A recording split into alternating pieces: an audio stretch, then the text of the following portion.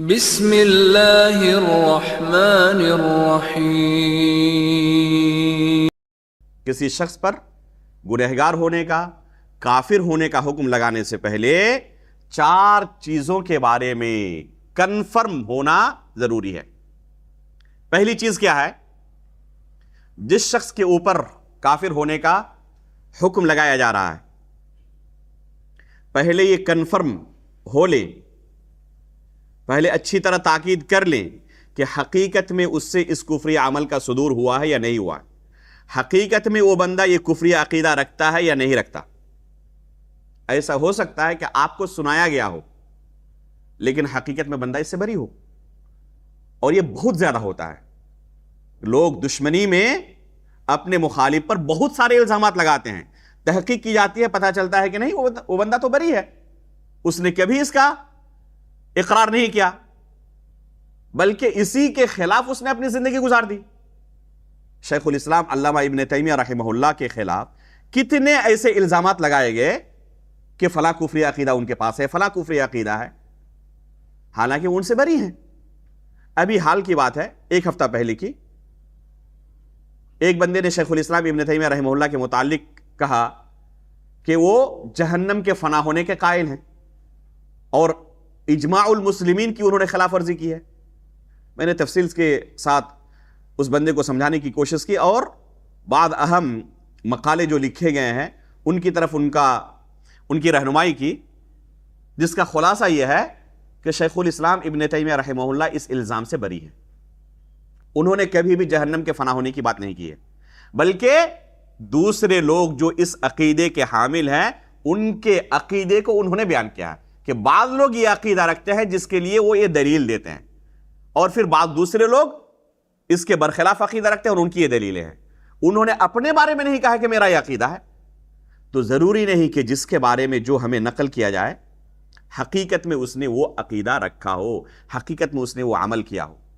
تو پہلی چیز کیا ہے؟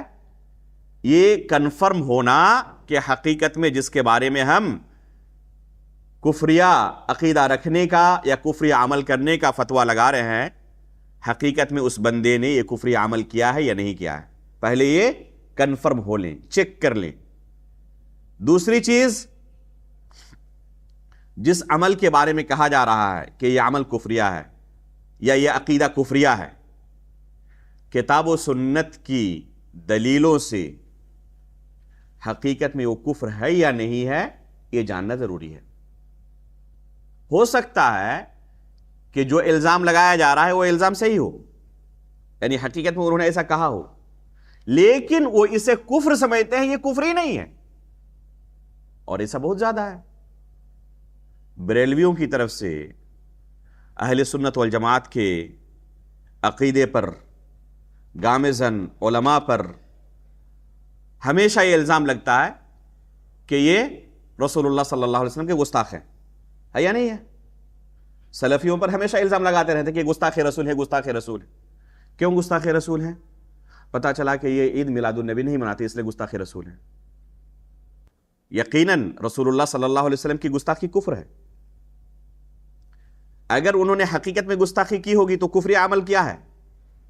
کفریہ اگر اللہ کے رسول کے متعلق گستاخی والا عقیدہ رکھتا ہے تو کفری عقیدہ ہے، لیکن جسے آپ حقیقت میں کفر کہہ رہے ہیں وہ ہے بھی کتاب و سنت کے مطابق کفر یا نہیں، پہلے یہ چیک کرنے کی ضرورت ہے۔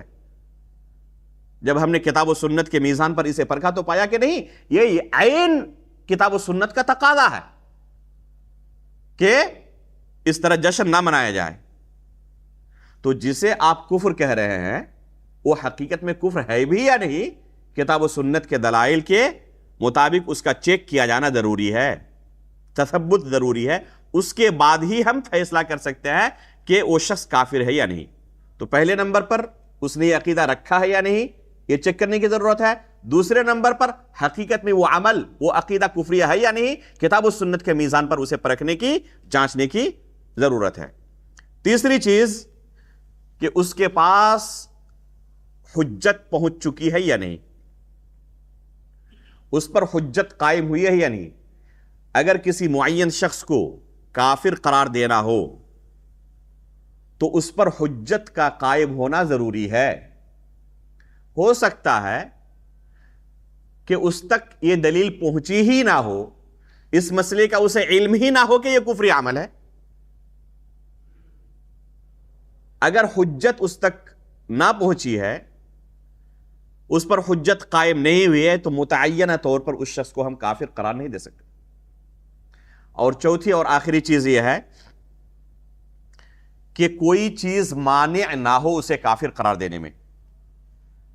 کوئی چیز مانع نہ ہو اسے کافر قرار دینے میں. اگر کوئی چیز مانع ہے تو اسے متعینہ طور پر کافر نہیں قرار دیا جا سکتا. مثلا تعویل کرنے والا ہو، جس عقیدے کی بنا پر اسے کافر کہا جا رہا ہے، اس عقیدے کو کفریہ عقیدہ نہ مانتا ہو، بلکہ یہی عین کتاب و سنت کے مطابق عقیدہ ہونا چاہیے، اس کا نظریہ ہو. اس عقیدے کو کتاب و سنت کی روح سے اگر ہم حقیقت میں کفریہ عقیدہ سمجھتے ہیں تو ضرور بیان کریں گے یہ عقیدہ کفریہ ہے. لیکن اس عقیدے کے رکھنے کی وجہ سے اس معین شخص کو کافر بھی کہیں ضروری نہیں ہے. کیوں؟ کیونکہ اس کے پاس ایک مانع موجود ہے، ایک رکاوٹ موجود ہے، اور اس رکاوٹ کی وجہ سے اسے معینہ طور پر کافر نہیں قرار دیا جا سکتا. اگر کوئی خلق قرآن کا عقیدہ رکھے کہ قرآن مخلوق ہے، یہ کفری عقیدہ ہے. بالاجماع سلف صالحین کے نزدیک اگر کوئی قرآن کو مخلوق کہے تو وہ شخص کافر ہے. امام احمد بن حنبل رحمہ اللہ کو اسی باطل عقیدے کے قبول نہ کرنے کی وجہ سے سخت سے سخت سزائیں دی گئی. لیکن اس کے باوجود امام احمد بن حنبل رحمہ اللہ نے کبھی ان لوگوں پر کفر کا فتویٰ نہیں لگایا. ان کے خلاف خروج کی اجازت طلب کی، لیکن کہا کہ میں ان کے لیے نماز میں دعا کرتا ہوں کہ اللہ رب العالمین انہیں ہدایت دے، اور تم خروج کی اجازت طلب کرنے کے لیے میرے پاس آئے ہو. انہیں ڈانٹا پھٹکارا. شیخ الاسلام علامہ ابن تیمیہ رحمہ اللہ ان لوگوں سے مناظرہ کرتے تھے جو قرآن کے مخلوق ہونے کا عقیدہ رکھتے، اللہ رب العالمین کو عرش کے اوپر نہیں مانتے.